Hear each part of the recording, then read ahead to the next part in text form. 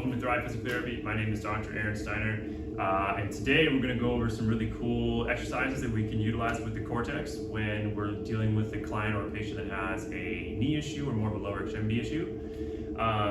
There's so many things we can do with this tool. We're going to be more focusing on different degrees of difficulty, so beginner or intermediate and advanced. And that'll be kind of based off of your position, the challenge we're putting through the body. So stay tuned, and I hope you guys enjoy it. So we're going to start with the first exercise. This is going to be more of the foundational movement, a little bit easier. And so this one is going to be great for anyone who's dealing with knee pain, particularly someone who has an ACL issue, whether it's actually injured or repaired. So start on your back, and we're going to try to have your knee in a position that feels comfortable. So that might be that your knee is a little bit straighter, going back and forth.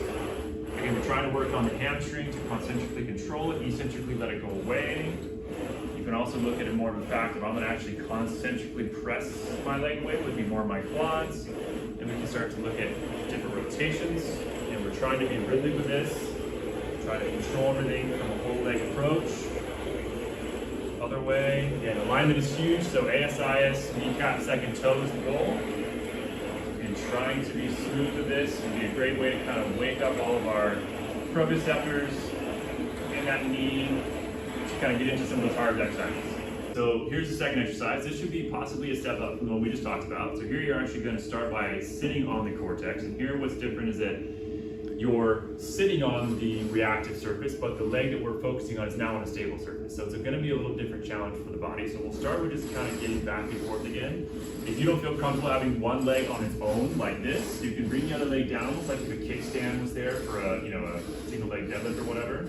But one leg up, back and forth, just like we did before. Core's on here, so we're not getting a lot of lumbar flexion. You can go back and forth. Now that was too hard for me with one foot, so I put 2 feet down, back and forth. And we can kind of get into those areas here of circles. I'm focusing on my right leg. This is my involved leg here, so I'm really trying to get my hamstring to pull myself through this. And then to make it a little bit more challenging, we can also go into movements where we're moving away from this very stable leg. So now I'm getting my whole body to move, but I'm making my leg stay very stable. And that's asking a lot of other muscles to control as opposed to create motion. So those are important to try with a workout. So here's a little bit of a variation. So the exercise we just talked about, I've just put both elite on the top of the Core Tex, powerful duo. So now I'm going to actually increase the height of where I'm sitting. So this could take some strain off the knee if you're having an issue being low.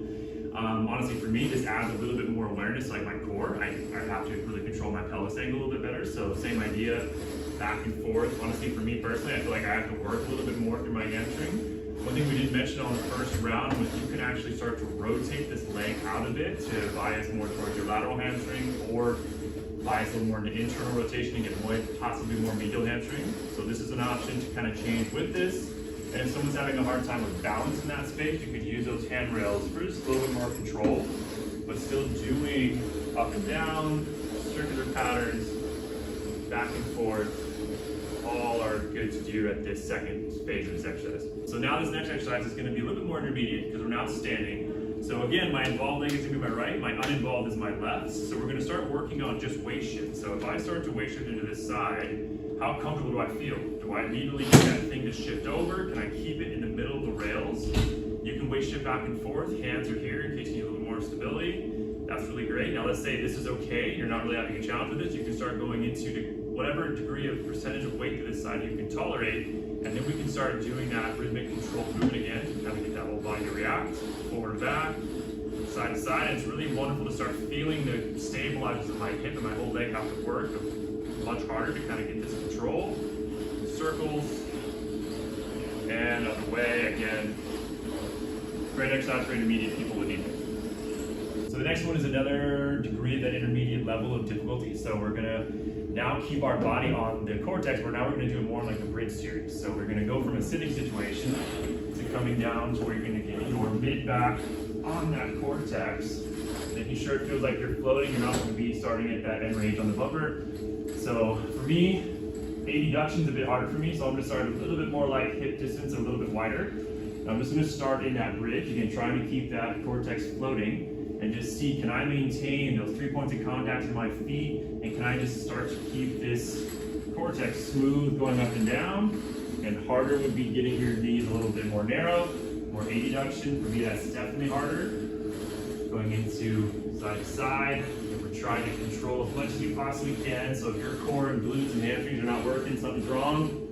And then we can try to get into circles, back and forth, get as smooth as the goal.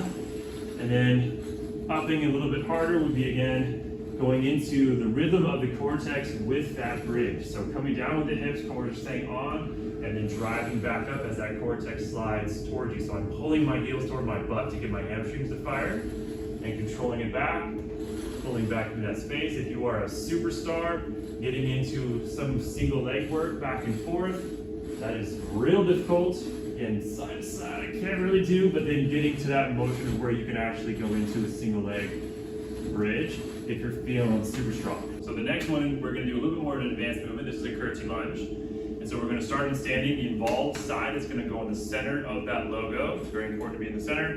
Both hands are gonna come to the handrail. And we're gonna start kind of easy to hard with this movement. So there's a ton of different things that we can be doing. So reactive variability is important for this. You're actually gonna go through 10 to 15 reps that are all different. So I can go really slow and I can not go real deep. I can just kind of control that movement. Having kind of a starting point, I can make that a bigger range of having to work a little bit harder to reach a little bit further. Making sure we're going all the way straight. We want to get that big bend, big straight going through.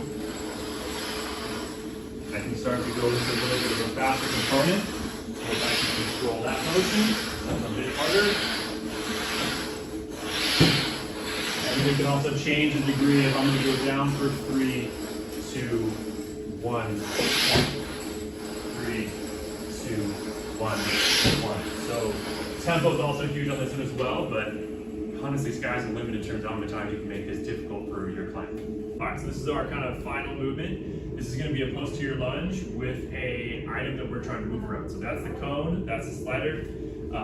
This one's great because I'm getting a lot of challenge to the intrinsics of my foot. I'm getting a lot of challenge to the stabilizers of my knee and my pelvis, all the way up to my body. So this would be a great example of a movement to do for your athlete who is crushing a lot of your single plane movements in the gym. You're really confident, but you're about to get them into some unstable environments and you're not necessarily sure you've kind of got their system to stabilize yet. This is a really wonderful way to start that process. So standing on the center of the Core Tex, my ball view is my right, hands are on. I'm gonna get that slider set up over here. The first thing we're gonna do is just kind of get into an isometric hold, and we're gonna try to move that slider around that cone without a lot of movement from the Core Tex. So we don't want to see a ton of that motion. 3 points of contact with the foot, making sure the arch is gripping in, you're stable, that kneecap is staying right on top of that second toe, and your core, your glutes, everything should be firing right now to maintain that stable base. And then you can start working on more motion. So I can get into triple flexion, standing back up. So now I'm actually having to control all that motion within that movement I'm now adding. So this is a lot of different variables, ton of work going on here everywhere else. So this is a really good one to get into a bigger level of challenge for this leg before you get back to like return to play.